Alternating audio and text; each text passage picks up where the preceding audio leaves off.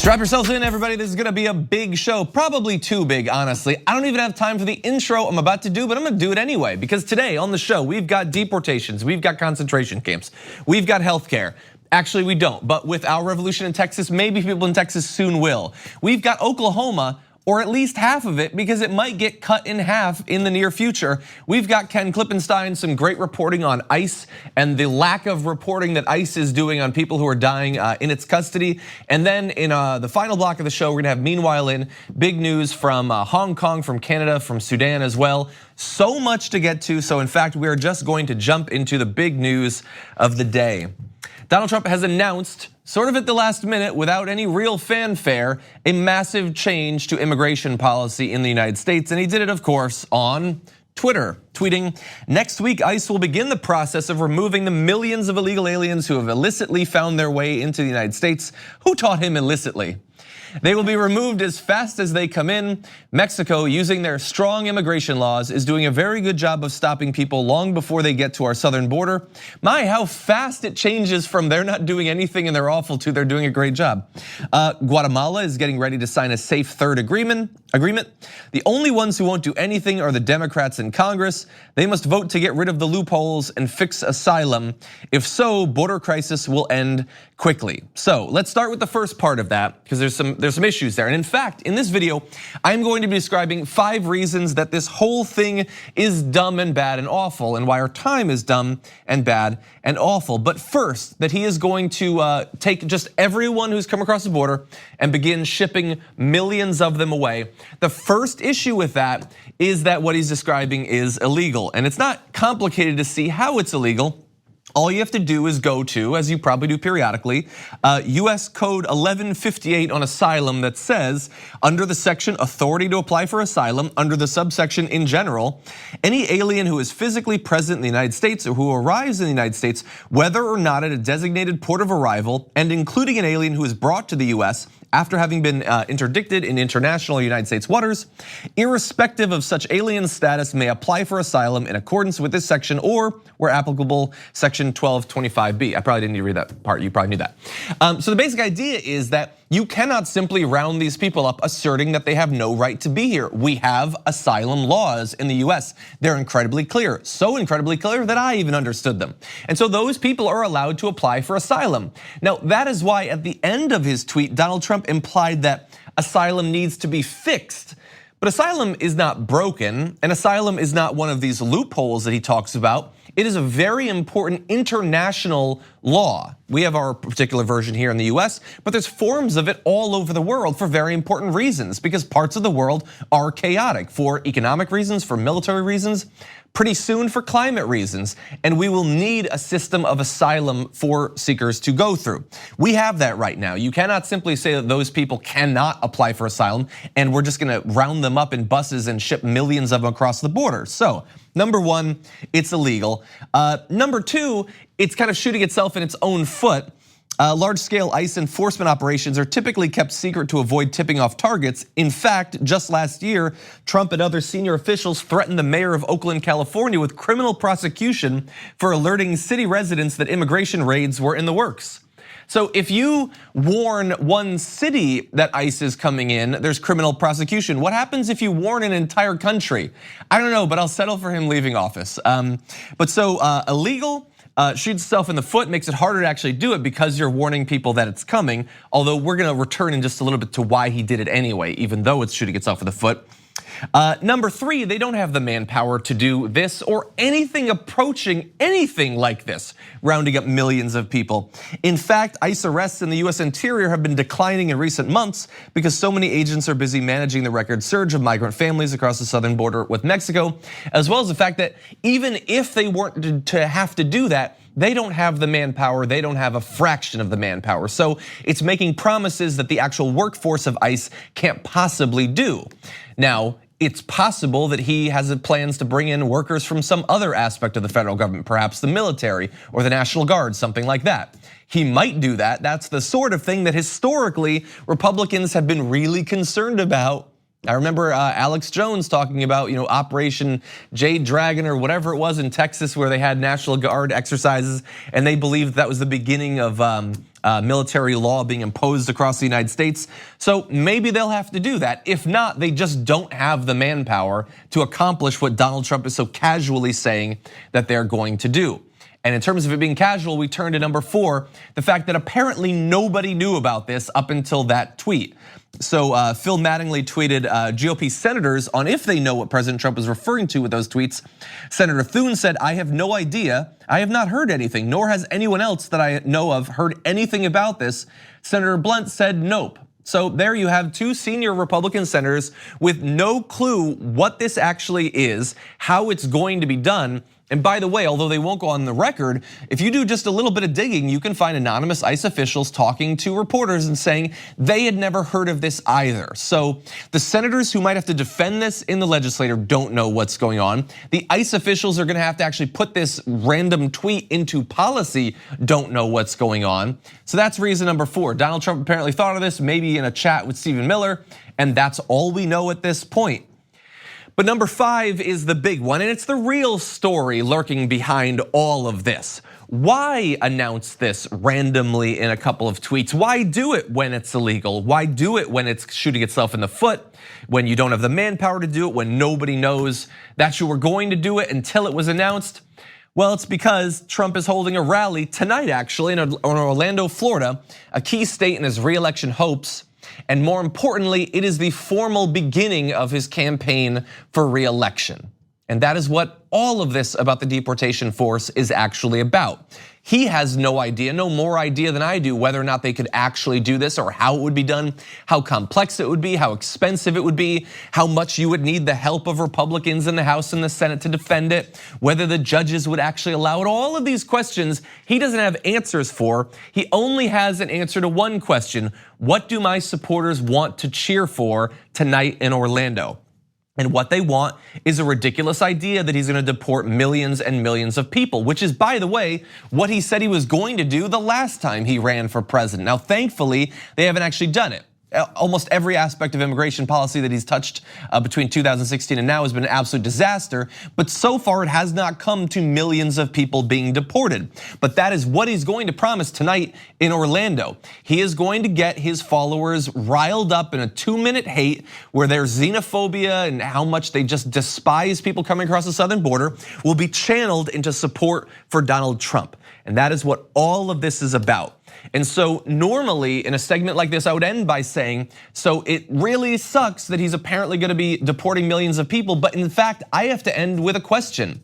Will he be deporting millions of people? Will we actually be instituting this previously unthinkable policy if he thinks it might help him get reelected? Honestly, at this point, I don't know, but I do know that he will be promising it live later tonight. Now with that, and not unrelated to that, let's turn to a related topic. Representative Alexandria Ocasio-Cortez took to Twitter over the last day to attack the apparent reality that at this point in the US, we effectively have concentration camps that are holding massive numbers of migrants, including migrant children. With her tweeting, "This administration has established concentration camps on the southern border of the United States for immigrants, where they are being brutalized with dehumanizing conditions and dying. This is not hyperbole, it is the conclusion of expert analysis." And by the way, in terms of that brutalizing, a little bit later on the show, we're gonna have Kenny Klippenstein, who's gonna talk about how ICE has been going to incredible lengths to hide how many people are actually dying in their custody.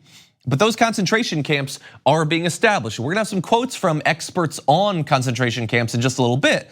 But understand that the link has been even easier to make over the past week when it was announced that the Trump administration is going to hold migrant children at a base that served as a World War II Japanese internment camp. Now this comes just a couple of months after they apparently were considering sending migrant children to Guantanamo Bay. That apparently wasn't a clear enough example of a resurgence of US concentration camps, and so the internment camps will be reopened there as well. Now, after she drew attention to an Esquire piece that talked to experts on genocide and concentration camps, how they're set up, the history of them in a variety of different countries across the past century, she was attacked, and so she tweeted this. "And for the shrieking Republicans who don't know the difference, concentration camps are not the same as death camps. concentration camps are considered by experts as, quote, the mass detention of civilians without trial. And that's exactly what this administration is doing, and she is 100% correct there. And by the way, again, we're not even talking about like they are rounding up thousands, tens of thousands, hundreds of thousands of migrants who have broken immigration laws. Many of those people, as we've been talking about nonstop, are seeking asylum. They have not broken US law. They are here specifically abiding by US asylum law, and they're not allowed to actually pursue that, and they're being held against their will in these facilities. So she was attacked, including not just by random people on Twitter, but a Republican representative, Liz Cheney, who said, please AOC, do us all a favor and spend just a few minutes learning some actual history. 6 million Jews were exterminated in the Holocaust. You demean their memory and disgrace yourself with comments like this. So Liz Cheney is 100% wrong there, as has already been made clear at that point by AOC, the distinction between death camps and concentration camps, a distinction that is incredibly clear in the literature in this area. But Liz Cheney's comments brought condemnation from people who know better, including Rabbi Danya Ruttenberg, who said, okay, internet, time to learn the difference between concentration camps and death or extermination camps. Germany started with concentration camps in 1933. Death camps started in 1941. Never again is now. And so people have attacked her and AOC for using that never again idea and saying, how dare you compare this to that? But the whole point of saying never again about a thing is not to say if we find ourselves in literally the exact same situation, we'll do something about it. It's that we will learn from that historic example. We will learn from that massive historic tragedy, and we will not get to that point again. That is why concerns are being raised now as concentration camps and tent camps are being built at various parts across the southern border, and in fact, not even just at the border in the United States. We don't want to get to the point where the comparison makes itself. We want to stop it before we actually get there.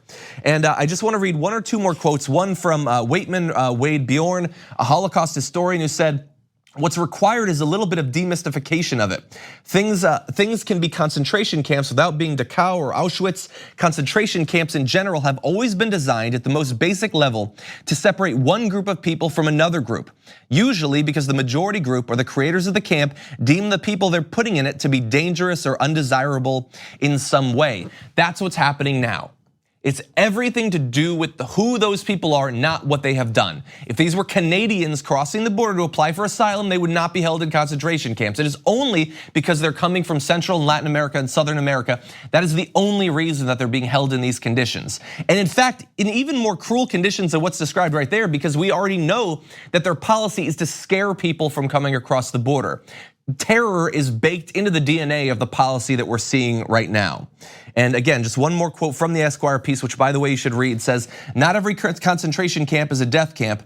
In fact, their primary purpose is rarely extermination and never in the beginning. Often much of the death and suffering is a result of insufficient resources, overcrowding, and deteriorating conditions. That is how so many people, by the way, died in Cuban concentration camps. It was not just because they were being killed, it was because they were being held in conditions where you could not help but die. And I don't want to get to the point where we need to fight back after finding out that 1,000 or 10,000 or 50,000 people have died in these concentration camps that already exist at the border. We need to be proactive before we get to that point. And so thank you to AOC for raising that issue now rather than when it's already too late. Okay, with that, we're gonna take a short break. When we come back, an attempt to institute Medicare For All effectively in Texas. We'll give you the details after this. We need to talk about a relatively new show called the Republic, or UNFTR. As a Young Turks fan, you already know that the government, the media, and corporations are constantly peddling lies that serve the interests of the rich and powerful.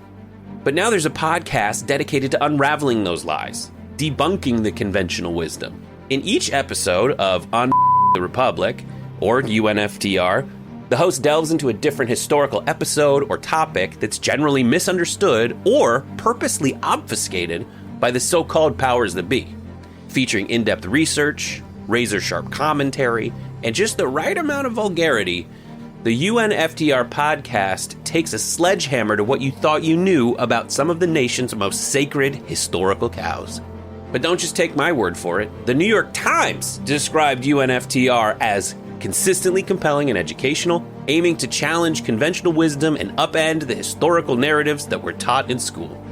For as the great philosopher Yoda once put it, You must unlearn what you have learned. And that's true whether you're in Jedi training or you're uprooting and exposing all the propaganda and disinformation you've been fed over the course of your lifetime.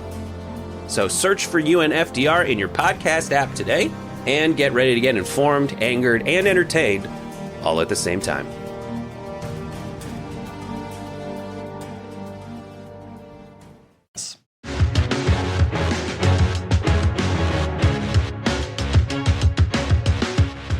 The healthcare situation in Texas, as with many states, perhaps all states, is pretty rough at this point. With continued Republican leadership in certain areas, including women's reproductive rights, it's only getting worse recently. But there are attempts to rectify that situation, and we're going to be joined now by guests to break down the Healthy Texas Act that aims to do massive improvement in that area. In Texas is Clayon Tucker, statewide coordinator in Texas for Our Revolution.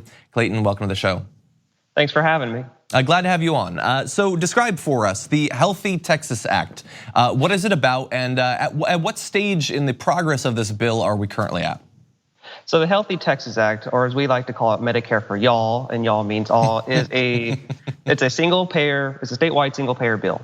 It was crafted by the National Nurses United, and it does basically everything we need a healthcare system to do, at least on the state level, until we can get the real deal solution on the national level.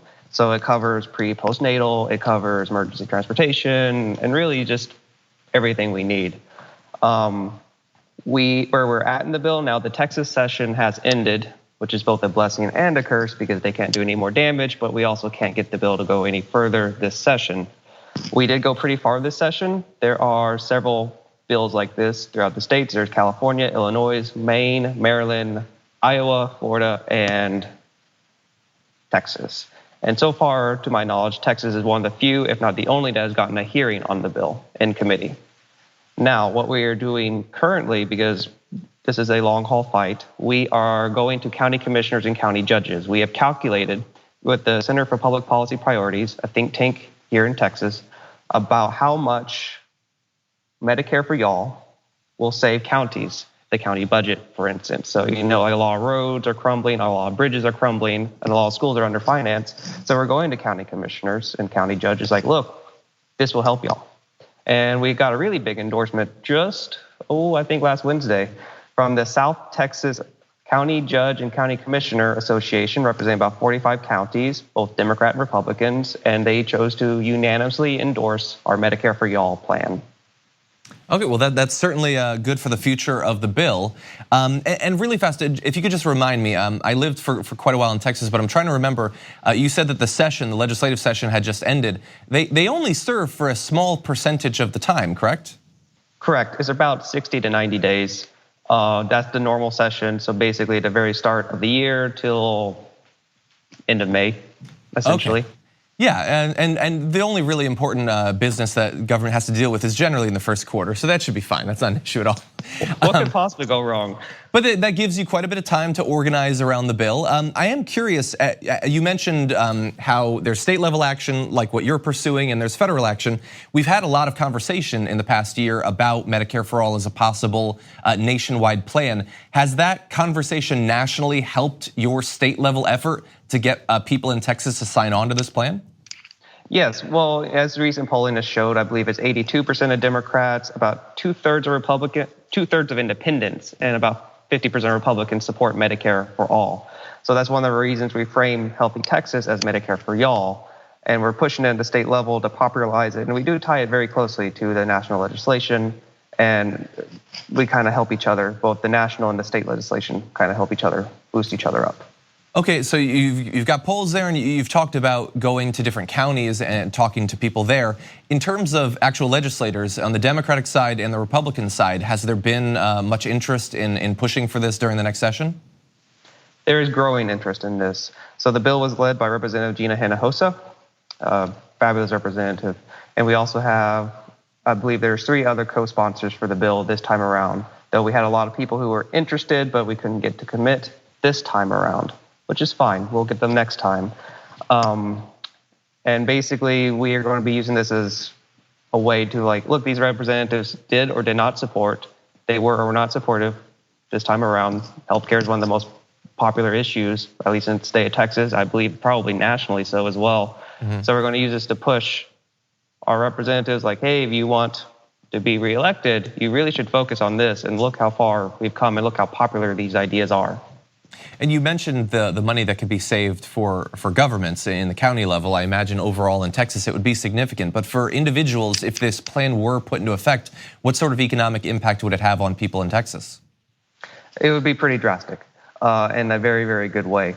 So if I remember right, a lot of folks, well, let me actually use my I have a friend, I don't want to name them, but they voted for Trump. They are a Trump supporter, and they recently had a shotgun wedding, not because of pregnancy or anything like that, but because he had health insurance, she did not, and she's too sick to work, so she can't get health insurance, but since she can't work, and all that, the kind of downward spiral. So I was telling them about Healthy Texas, and they're supportive of it. Because I was explaining to them is like, look, what you're paying now, chances are you're paying 25% of your income towards healthcare, or through deductibles, or through copays, or premiums, or whatever have you. We can eliminate all that. Also, during the hearing we had, it was kind of advantageous for us. So we were supposed to be one of the first bills heard. We ended up being like the 10th, and all of the bills before us, or all the speakers before us, were talking about how health insurance companies really royally screwed them over. So there was this lady who got cancer. She wanted some of her eggs to be frozen so she could have a child of her own later on. Health insurance didn't cover it. And I'm imagining in some of those procedures, the bills would be quite high. Incredibly important in Texas, obviously a big state, very important politically for the future of the U.S. And so, best of luck on pushing for the bill and trying to get as much support for it as possible before the next session. Clayton Tucker of Our Revolution, Texas, thank you so much for joining us. Thank you for having me. We're gonna take a short break here. When we come back, a couple more guests are gonna join us in studio after this.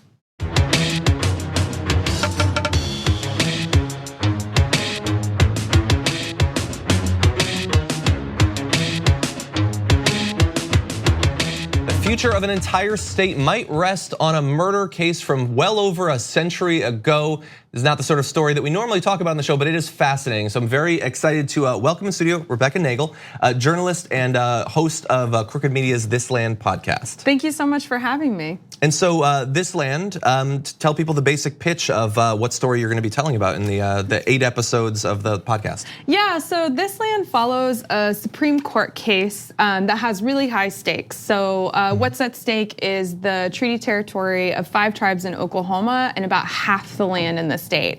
And it started actually with a murder in 1999. So a Creek citizen killed another Creek citizen and was sentenced to death by the state of Oklahoma. But then in his appeals, he argued that the state of Oklahoma didn't have jurisdiction to prosecute him because his crime happened on a reservation.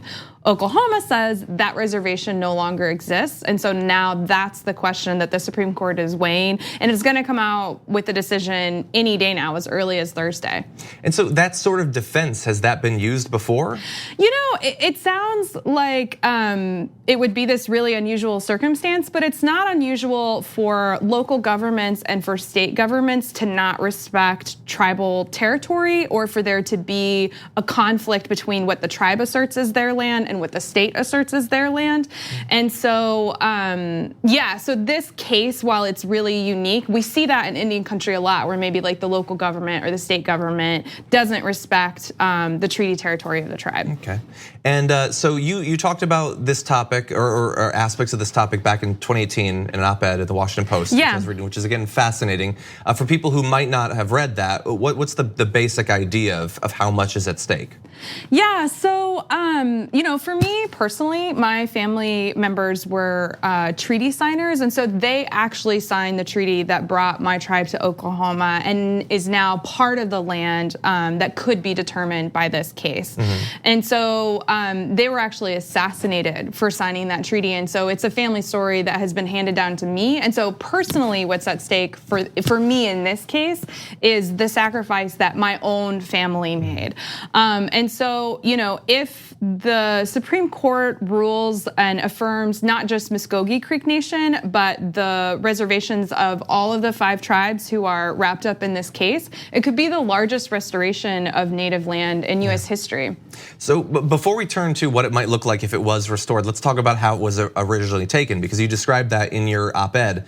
And I think, I could be getting the number wrong, but I think that you said that from the original point to now, how much of the land in terms of jurisdiction remains? It's 2%? Yeah, so basically in the pathhood up to Oklahoma becoming a state, our tribes went through this process called allotment. Actually, over 100 tribes in the US went through allotment.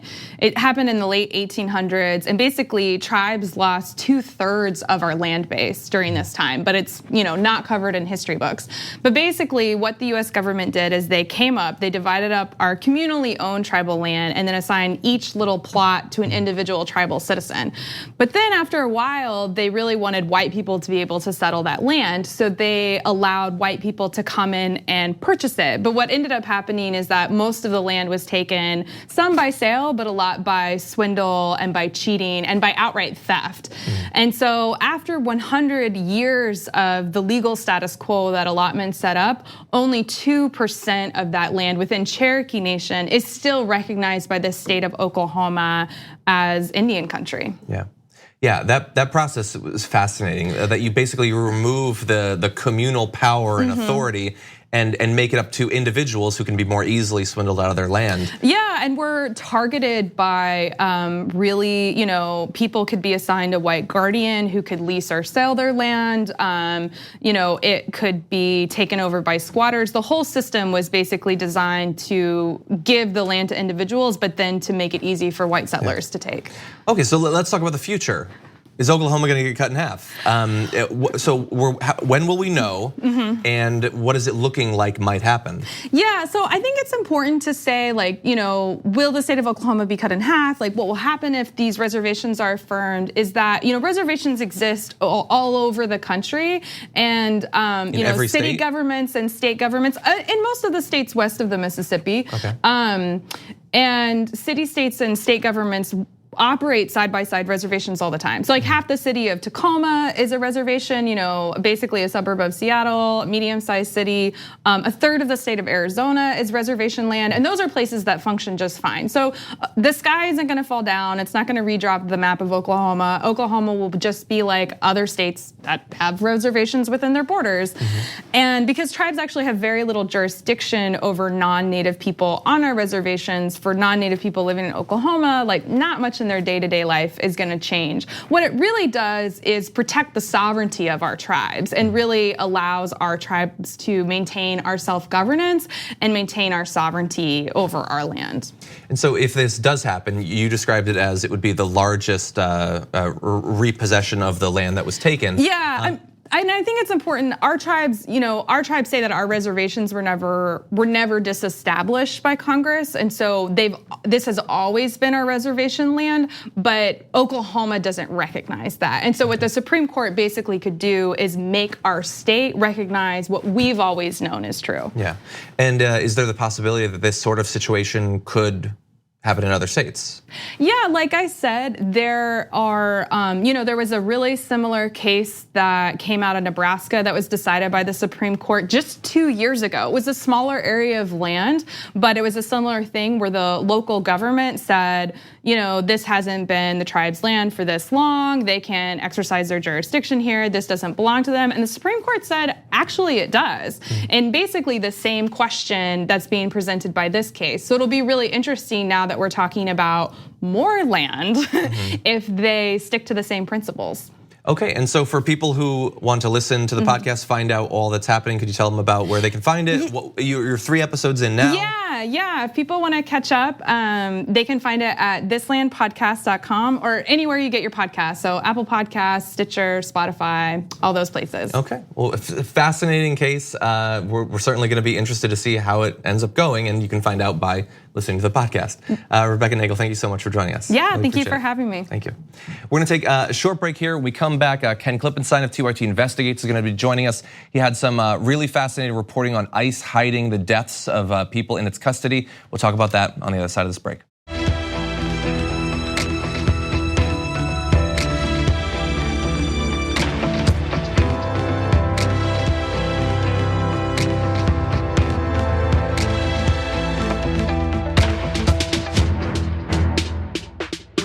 if you've been hearing news about people dying in ICE custody recently, and it has occurred to you to ask how many people are actually dying there, turns out you could have found out up until a couple of years ago, but now it's a little bit more difficult. And joining us now to break it down is the man who broke the story, Ken Klippenstein. Welcome back to the Damage Report.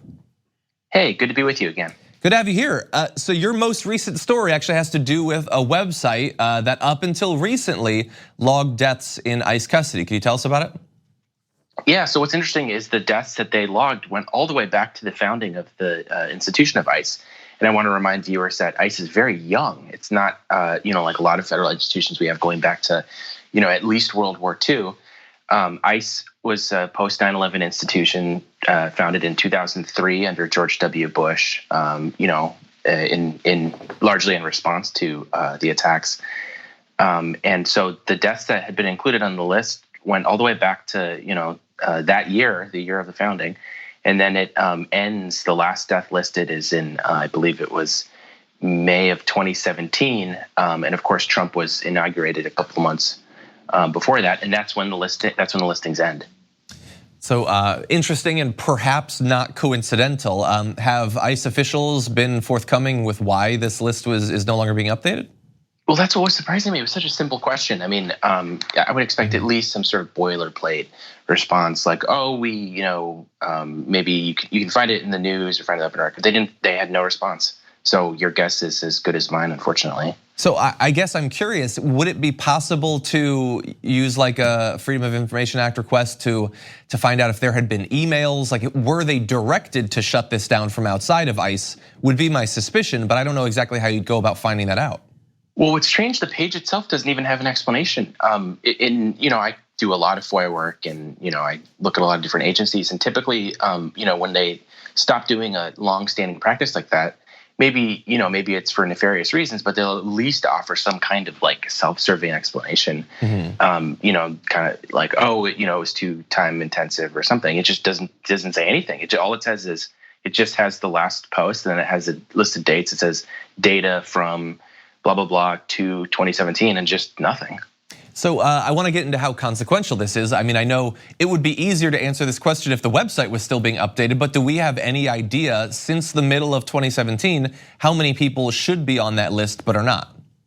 Well, what's interesting is they have another page now called, I think it's death reports, and that was mandated by Congress for them to put up. But these deaths begin in, I believe it was late 2018, and so that leaves a year, half of Trump's term so far, that we have no data for. So, and also the criteria for these death reports they're posting appear to be different than the criteria in the original list. And again, no explanation for why they have this, other listing that is different. And why is it different? Why don't they just put it in the same thing they used to? But it's interesting that Congress, sort of forced them to put something up. And I have more reporting on this coming out later, but readers should know that that list is not the same as the other list, and that what I'm being told by sources within ICE is that list is pretty sanitized in terms of what it tells you. Interesting, and actually that leads into my next question, because there's hiding information by not having a list. That certainly hides the information, but then there's also hiding the information by having information but having it be vague so that you can't actually know exactly what's going on. So it appears, based on your story, that some of the cause of death in some of these instances is kept purposefully vague and could be hiding either negligence or even criminal behavior. Is that the case? I mean, I'd say calling it purposely vague is even a little bit generous, because if you look at the explanation of the deaths for every other, for Bush and Obama, almost everyone had a, explanation of what exactly happened. For the majority of the cases under Trump, for the data that we have going up to mid 2017, it just still says pending. And these deaths are now what? That's 2 years ago. I mean, I imagine they figured out what happened. I hope so, at least. And it just says pending, no explanation about, when they're going to update that or if they ever will. But these cases that they haven't updated it for so long ago that I imagine it'll just stay like that forever. I'm going to make a bold prediction that nobody's investigating those anymore. I don't think anyone's like punching in the clock today, like today I cracked that case. I don't think that's gonna happen. But again, on your previous work on preventable deaths and deaths due to negligence, there's been apparently some interest from some politicians. Have we found out anything more about this? Is anything going to be done to stop these sorts of deaths from happening? More on that to come, but what I'm seeing is a lot of talk from Congress and from people in the inside ICE that I can't get too specific, but are trying to bring about change on this. There's an enormous amount of frustration about Congress's unwillingness to go beyond issuing statements about this. I want to ask you one other question. I apologize I didn't warn you that I'd be asking you about this, but you've been doing work on ICE. You know more about ICE than I do. Last night, Donald Trump announced that starting very, very soon, ICE would begin deporting literally millions of people. Based on what you know about ICE, its manpower, how it's deployed, all of that, is that a remotely feasible thing that he could do in the near future? It is not. But it still caused for enormous concern because any kind of, I hate to use this term, but unfortunately I think it's applicable any type of ethnic cleansing operation is always a logistical nightmare. So I don't think that means that we shouldn't worry about it, nor am I saying that you're saying that, but no, they don't have the resources now for it. But what that's going to mean is I fear it's going to be done in the, sloppiest, most inhumane way possible. Yeah. And I also noted a little bit earlier in the show that tonight is going to be the formal launch of Trump's campaign effort. And we know that based on some of the moves his administration has taken recently, they're willing to do pretty much anything, including start a war possibly to get elected. So I have a feeling in the area of immigration, they're going to be pushing policies that you're going to need to be investigating in the near future. And if people have tips on any of these stories, how can they actually get in touch with you? I would encourage them to reach out to me on Signal. That's a secure, encrypted platform that you can be relatively confident is not going to be able to be subpoenaed or snooped on from your employers. I list my phone number in my Twitter bio and also in my news articles. And then if you're not someone in ICE that needs that level of confidentiality, if you're say an attorney for an immigration attorney or other maybe a rights activist, you can just contact me via my email, which is also listed on each of my articles. Awesome. Well, Ken Klippenstein, TYT Investigates. Thank you as always for the great work. Great to be with you. We're gonna take a short break here. When we come back, we're gonna be closing out the show with Meanwhile In, big news from Canada, from Sudan, news from around the world after this.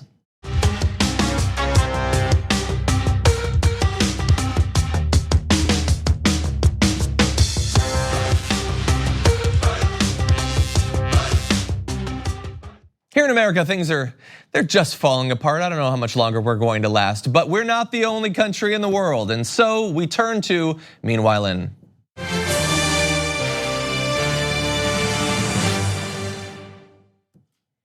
Meanwhile, in Hong Kong, massive protests continue. And when I say massive, I mean really, really, really massive. This tweet shows a picture. Take a look at this, that crowd. More than 25% of their population of 7.4 million people protested this weekend. By proportion, these are the largest protests in modern history.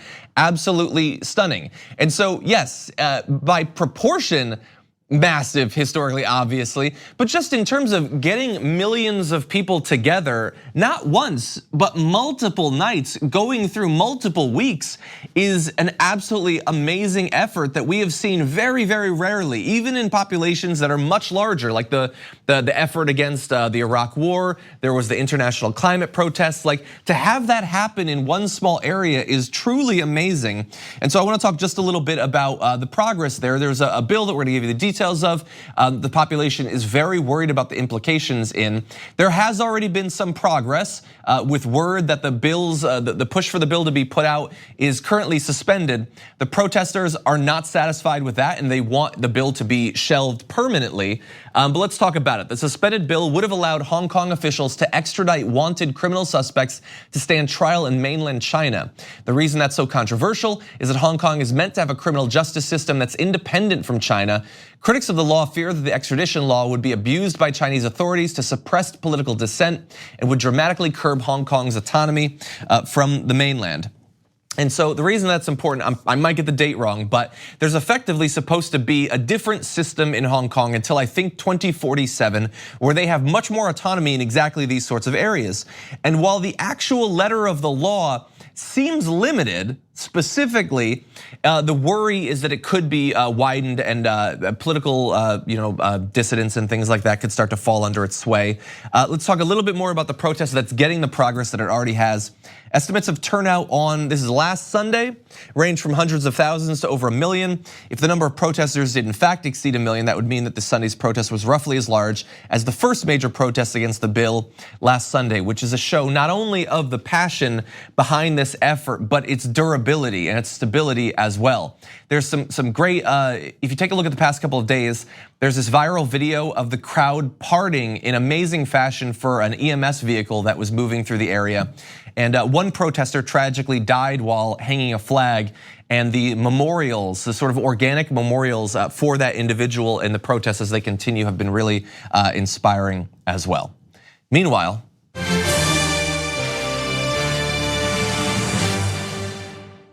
Meanwhile, in Canada, caravans of Americans have been arriving to buy medicine. There's a woman, Leisha Greenseed, who led a small caravan last month to the town of Fort Frances in Ontario, where she and 5 other Americans paid about $1,200 for drugs. This is insulin. It would have cost them $1,200 in the United States. Quinn Nystrom, who's a type 1 diabetic, said, "It felt like we were robbing the pharmacy. It's been years since I had 10 vials in my hands." There's been a lot of coverage in the past year or so about the rising cost of insulin and how it is just breaking people's backs. Again, if you need insulin, you need insulin. This is not some sort of optional thing that you can just choose to go with some alternative. It is necessary, and that is why it is so horrendous that the pharmaceutical companies are gouging people for life-saving medicine. To give you an idea of how the price has been going up, let's take a look at this chart going back to 2012. The average cost of insulin to treat type 1 diabetics for a patient in the US for a year nearly doubled between 2012 and 2016. Paying $3,000 for insulin back in 2012 was not a cool situation to be in. Having to pay almost $6 grand a couple of years ago, even worse. And we know that the situation has been worse since then. We don't have the specific information there, but the per vial cost of insulin has been going up. It's why that first caravan happened, and by the way, they're planning to do future caravans. If this situation continues, you can expect that more and more people will be doing this. Traveling to Canada for medicine that has no reason to be so much cheaper there than it is in the US, other than the greed of the pharmaceutical companies and the willingness of politicians to continue a broken system. Meanwhile,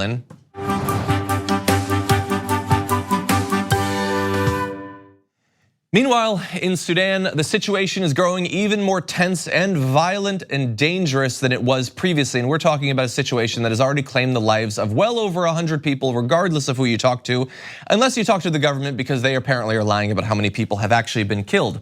The situation is complex and goes back a long time in the Sudan. I am no expert of it, although we have reached out to experts to join us on the show.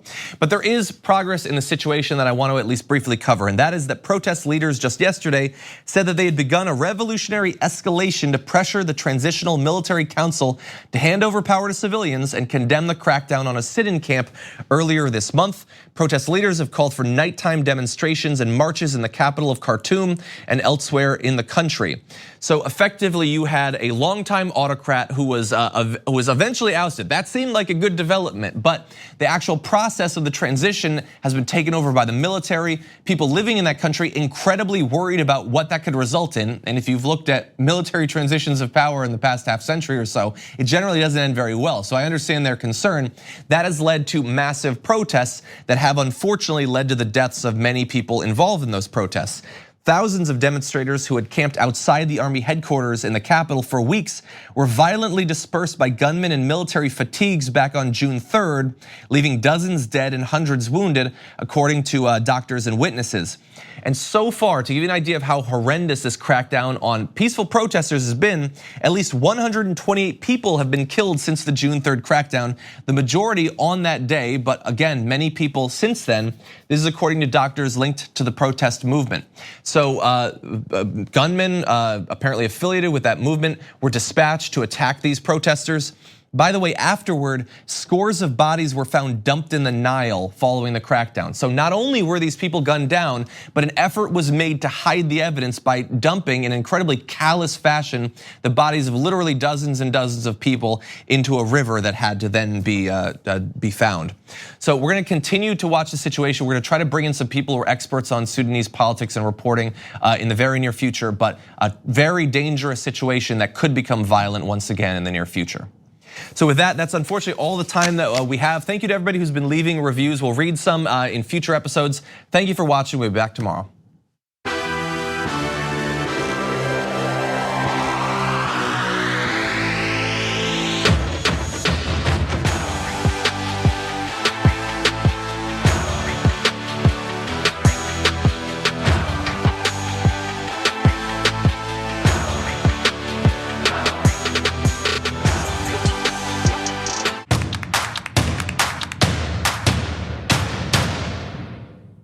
Thanks for listening to the full episode of The Damage Report. Support our work, listen ad-free, access members-only bonus content, and more by subscribing to Apple Podcasts at apple.co/TYT. I'm your host, John Adarola. I'll see you soon.